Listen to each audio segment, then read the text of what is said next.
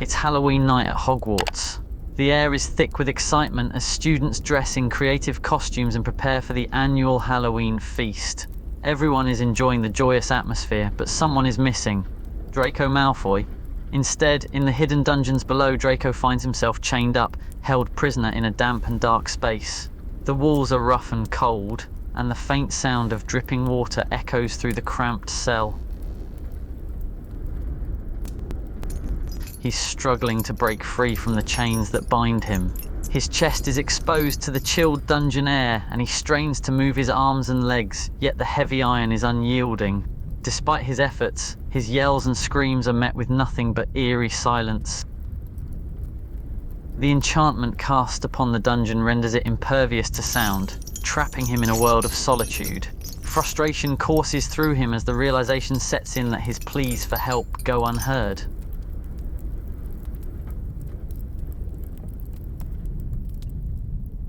Hours pass by in the suffocating silence. Every muscle in his body aches, and a sense of hopelessness begins to take hold. He's exhausted, cold, and alone.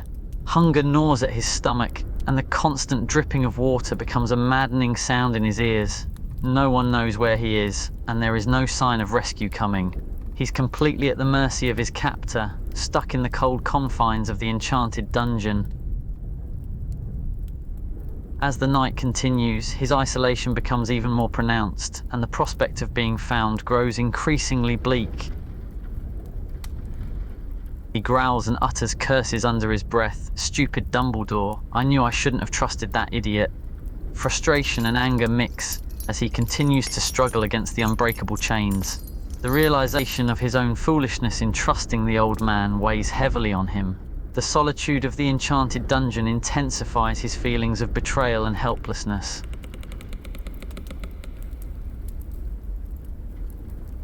As he closes his eyes, finally finding a moment of respite, the faint sound of the dungeon door opening snaps him back to attention.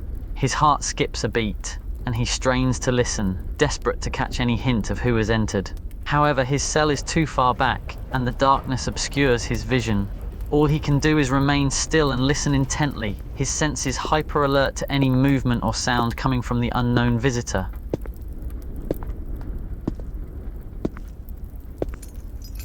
"Have you come to torture me again, old man?" His voice is hoarse and raspy, carrying a weary defiance. He braces himself, expecting the familiar face of Albus Dumbledore to appear in the darkness. He can hardly believe his ears as the familiar voice calls out his name. It's not the voice of Dumbledore, but an unexpected familiar voice. His heart beats faster, and he strains to catch a glimpse of the person in the darkness. "Who's there?" he asks, his voice betraying a hint of both hope and caution. His eyes widen in surprise as he finally gets a clear view of the person standing before him. Shock and disbelief flicker across his face as he quickly recognizes the uniform of a Ravenclaw prefect. He stares at you in surprise, his mind racing with confusion and a hint of relief. What are you doing here?" he manages to choke out, his usual arrogance and composure momentarily shattered.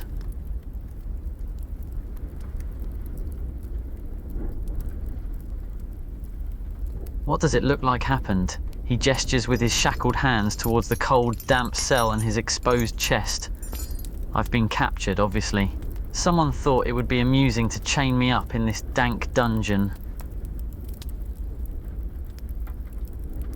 He watches you intently as you attempt to open the locked cell. A mix of hope and wariness dances in his eyes. Despite his usual proud demeanor, he can't hide the relief he feels at the prospect of being freed from this dark prison. You're going to help me?" he asks cautiously, the hint of vulnerability in his voice betraying his inner state.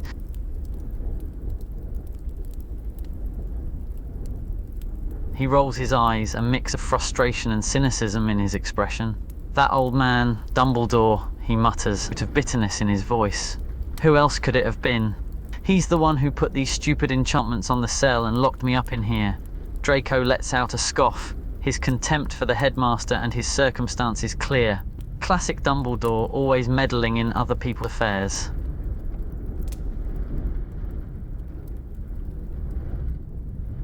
His eyes widen in surprise as the cell door swings open with a loud creak. For a moment, he simply stares at the open space before him, hardly believing that freedom is within his grasp.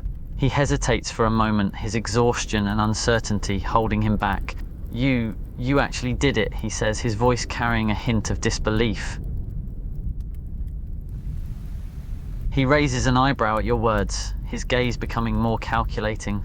Not your first time, huh? He remarks, a hint of admiration mingled with skepticism. Seems I've found myself a fellow rule breaker. He takes a step forward, his chains clinking softly as he moves.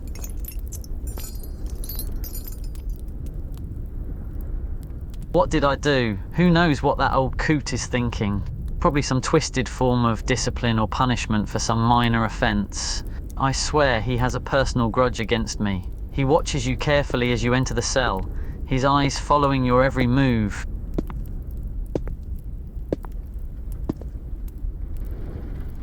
He scoffs, his usual arrogance and defiance returning in full force. Oh, please. You really think I'm so cliché as to resort to something as petty as murder? Give me some credit.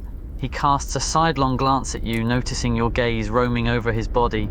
There's a hint of pride in his expression, knowing that his physique is quite striking.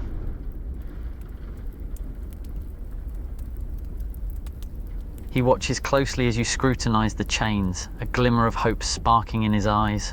A simple spell, you say? He asks, his tone a mix of skepticism and intrigue. He tugs at the chains, the links clinking against each other in futile protest. And you think you'll be able to break the enchantments cast by Dumbledore himself? Not that I'm doubting your abilities, of course.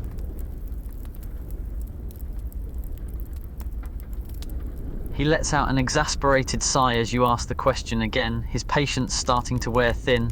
He grits his teeth, his pride taking a hit as he is forced to recount his humiliating situation. Fine, I'll tell you, he snaps.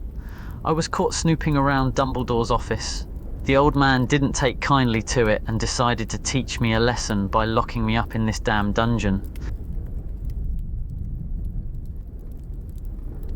He huffs in frustration, his eyes fixed on you with a mix of exasperation and desperation. You're kidding, right? You're just gonna leave me here like this? His words carry an edge of disbelief as he struggles against the chains, the metal biting into his wrists. He takes a step closer, his voice softening slightly. Come on, you can't seriously be considering leaving me here to rot.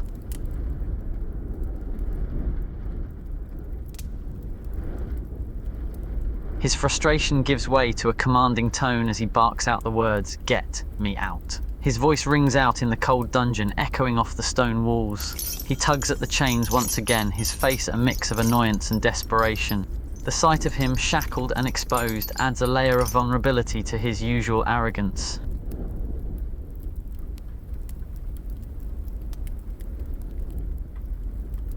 He glares at you, his eyes narrowing as he senses your hesitation. Trouble? You're seriously worried about getting in trouble? He retorts, his voice rising with frustration. I've been stuck in this cold, damp dungeon for who knows how long, chained up like some common criminal, and you're worried about getting in trouble? His words carry a mix of defiance and disbelief, and he tugs at the chains once more, emphasizing his helplessness.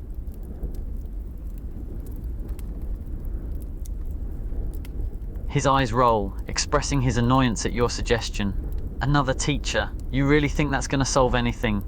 Just imagine the scene. Oh, Professor, I found Draco Malfoy locked up in the dungeons. Could you please release him? He scoffs at the thought, his tone dripping with sarcasm. Brilliant plan, really. I'm sure that won't cause even more chaos and attention.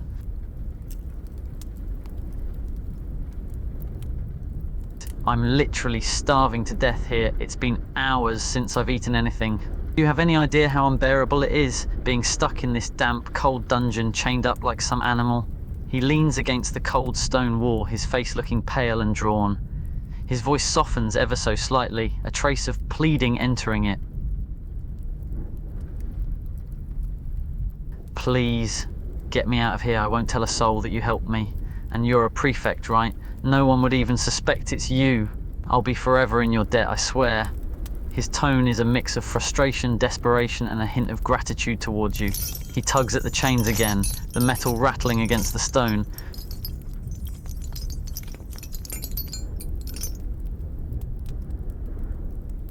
As you ponder the situation, his eyes watch you intently, filled with anticipation and hope. He watches as you raise your wand and utter the spell. There's a moment of tense silence before the chains suddenly loosen with a loud clang, releasing their hold on him.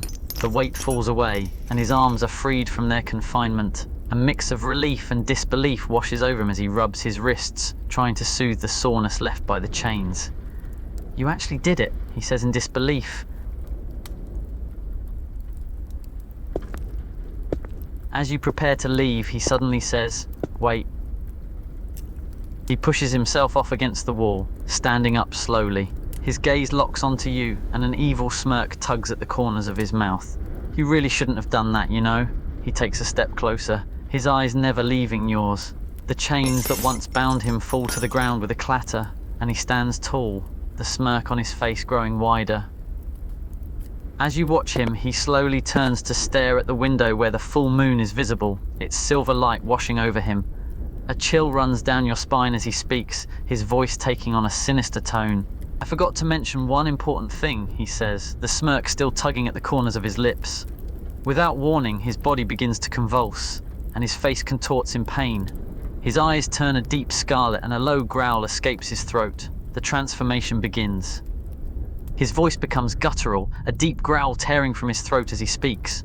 "And I'm very hungry." His features become more wolf-like, and his muscles shift and morph under his skin. His eyes flash with primal hunger, and he gazes at you with a predatory glint. He stands before you, now fully transformed into a werewolf. The once human features are gone, replaced by a fierce, animalistic visage. His eyes glow with an animalistic hunger, and he takes a step closer, his body tensing as if ready to pounce. His claws click against the stone floor, and his lips draw back in a snarl, revealing glistening fangs. As you step back, he takes another step towards you, his gaze locking onto you. His nostrils flare as he sniffs the air, picking up your scent. The low, guttural growls continue, and he stalks closer, sizing you up. His predatory gaze and the primal hunger in his eyes make it clear that he sees you as nothing more than a potential meal. Fear courses through you, and the reality of the situation hits hard. This isn't the Draco Malfoy you know. This is a beast driven by its primal instincts. His movements are swift and powerful. Before you can get far, he lunges at you, pushing you against the cold, hard wall of the dungeon. His body presses against yours, pinning you in place. His hot breath cascades over you, a mix of animalistic scent and the tang of raw hunger. You're face to face with him now, his glowing red eyes locked onto yours. His canine fangs glisten in the faint light, and his claws scrape against the stone wall. You're trapped, and he has you cornered. You desperately try to reach for your wand, trying to muster the energy to cast a spell. Your hand fumbles to reach into your pocket, but his body is pressed up against you, making it difficult to free yourself from his grip. He growls lowly, sensing your struggle. He leans closer to your face, his hot breath tickling your skin as he speaks. "No use trying to fight back," he hisses, his voice guttural. "You're mine now." He chuckles lowly, a sinister sound that sends a shiver down your spine. His red eyes gleam with satisfaction, enjoying your state of fear and alarm. He leans his head closer to yours, his nose nuzzling against your neck. "That depends on how cooperative you are," he whispers, his voice a low rumble. "I'm quite hungry, and you smell delicious." He takes a deep inhale, savoring your scent.